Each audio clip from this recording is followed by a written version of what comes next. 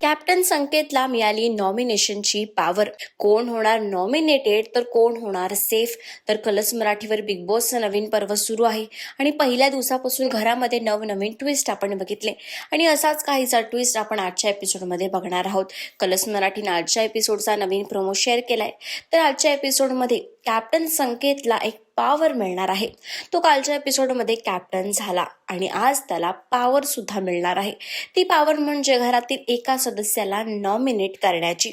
आणि अशातच आता सर्व सदस्यांमध्ये भीतीचं वातावरण आहे, कारण की संकेतला नवीन पॉवर मिळाली आहे. संकेत सगळ्या सदस्यांपैकी एकाला नॉमिनेट करू शकतो. आता बघायला इंटरेस्ट येणार आहे की नक्की संकेतने कोणाला नॉमिनेट केलं.